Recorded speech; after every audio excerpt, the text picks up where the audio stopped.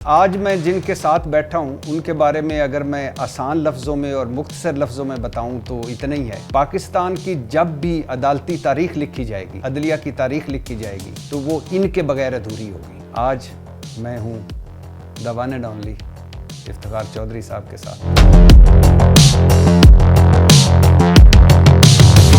9 मार्च है, बिरोज़ जुमा है। 2007 की सुबह थी जब एक तारीखी मुलाकात, जब सदर परवेज़ मुशर्रफ साहब की तरफ से आपको बुलावा आया। कब पैगाम मिला, किसने पैगाम दिया इस मुलाकात का? जब आप पहुंचे सर, तो कौन कौन थे उस वक्त वहाँ? हमारा रनर एक होता है गेट पे खड़ा होता है। जी। उसने नहीं खोला, ये दरवाजा परवेज मुशर्रफ साहब ने खुद खोला और उनके पाँव के ठुड्डे की आवाज भी मुझे आई।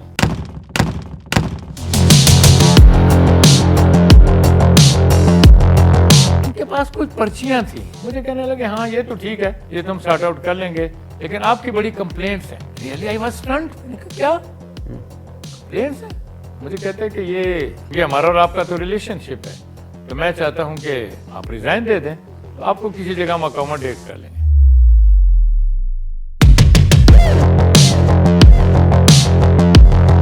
ये जो आप बातें कर रहे हो ना, this is all rubbish and I deny.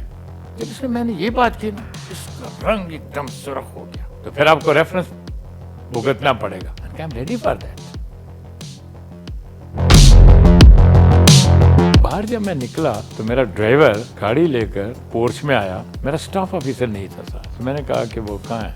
कहते जी उनको इधर आने की इजाज़त नहीं है, मुझे सिर्फ गाड़ी दो। और साथ ही उसके आंखों में आंसू थे। कहता सर वो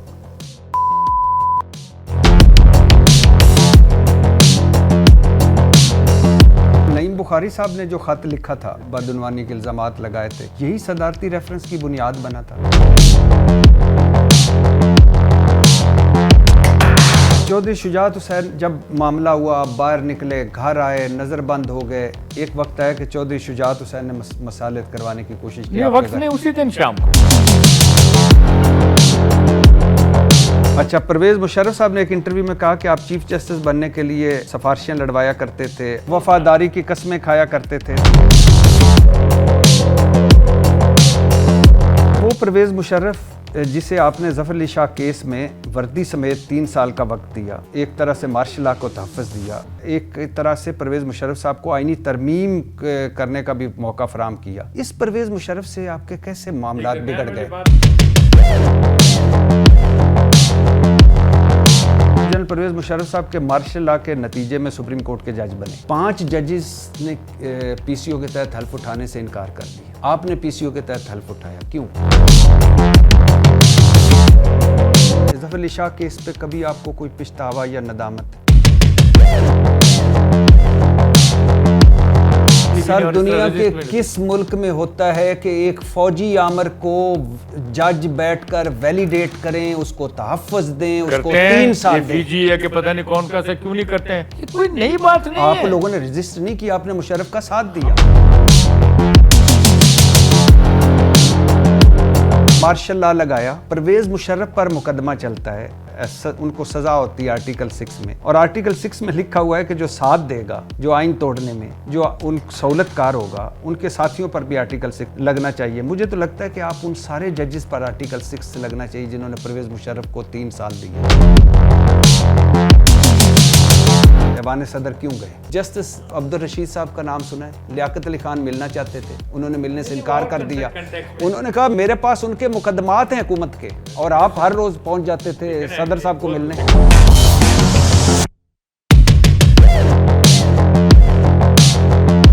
वकला मूवमेंट, लॉन्ग मार्च और आपके किताबात, इस सारी मूवमेंट का स्पॉन्सर कौन था? किसने फंडिंग की थी? इसका सारा स्पॉन्सर था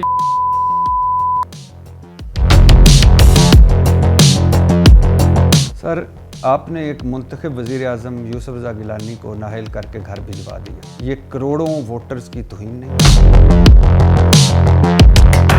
एक प्रेस कॉन्फ्रेंस होती है जून 2012 में। मलिक रियाज साहब प्रेस कॉन्फ्रेंस करते हैं, हाथ में कुरान पकड़कर, और 3 सवाल पूछते हैं आपसे। चीफ जस्टिस साहब बताएं कि रात के अंधेरे में इनकी और मेरी कितनी मुलाकातें हुई, जिसमें सुप्रीम कोर्ट के एक और जज भी शामिल थे, और क्या इन मुलाकातों में अरसलान इफ्तिखार नहीं था? हाथ में कुरान पकड़कर कोई झूठ बोल सकते? उसने कहा, पहले इसको रुक। आप हाथ में कुरान पकड़ के कह सकते हैं कि ये झूठा केस है? मैं क्यों कुरान इस तरह के मामलात में लोगों के लिए उठाऊं?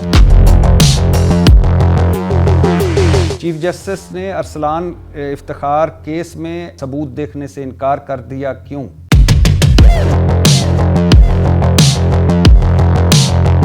दो 2010 और 2011 के दौरान 34 करोड़ 25 लाख रकम ज़बरदस्ती ली। आपके बेटे ने मलिक रियाज साहब से बरतानिया और मोंटी कार्लो के दौरों के दौरान उठने वाले खराजात के केस खत्म हो चुका, सारा कुछ हो गया। आज आप अल्लाह को हाज़िर नाज़िर जान के कह सकते हैं ये अल्लाह वाली बात ना करे ना कुरान।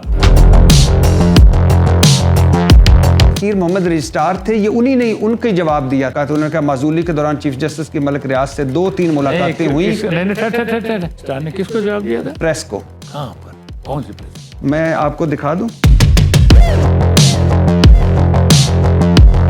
सुन लीजिएगा। ये आपने कहा, चूंकि कहा कि रजिस्ट्रार साहब ने साफियों से बात नहीं की, वो कभी भी नहीं करते, तो बीबीसी से की 12 जून 2012 को की, मंगल वाले दिन की, और नामा निगार था शहजाद मलिक। अबे मलिक रियाज के पीछे अब किधर से पढ़े? आगे चल। पिछले 3 सालों में आइन टूटा है, सुप्रीम कोर्ट पर बाकायदा हमले किए गए हैं, जजेस की किरदार कुशी हुई है, अदलिया बेतुकीर हुई है, आज़ाद अदलिया ख़त्म हुई है, आइन कानून का भरम ख़त्म हुआ है, सुप्रीम कोर्ट के जजों के फैसले नहीं माने गए। मगर पिछले 3 सालों में इफ्तिखार चौधरी को हमने ना बाहर निकले देखा, ना कोई बयान देखा।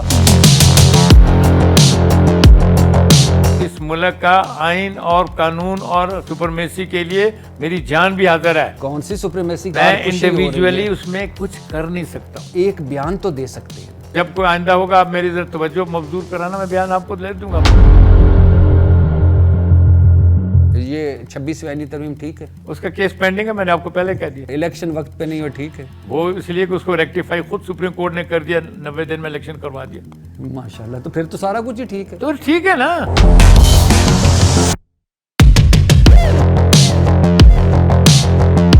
आपने एक तोहफा दिया इस मुल्क को, और उसका नाम है काजी फायजी साहब। मैंने कैसे दिया? एक दिन भी बंदा जज नहीं बना, आपने डायरेक्ट पकड़ के चीफ जस्टिस लगा दिया।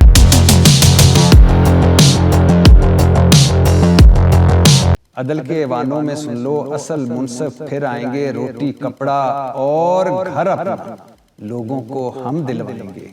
आटा बिजली पानी ईंधन सबको सस्ते दाम मिलेगा, बेरोजगारों को हर मुमकिन रोजगार और काम मिलेगा। रियासत होगी माँ के जैसी, हर शहरी से प्यार करेगी। किधर गए वो मुनसिफ, किधर गए एतजाज हसन, किधर गए वो सब वादे। मुझे आपसे मिलकर बहुत खुशी हुई। Thank you very much. बहुत शुक्रिया सर।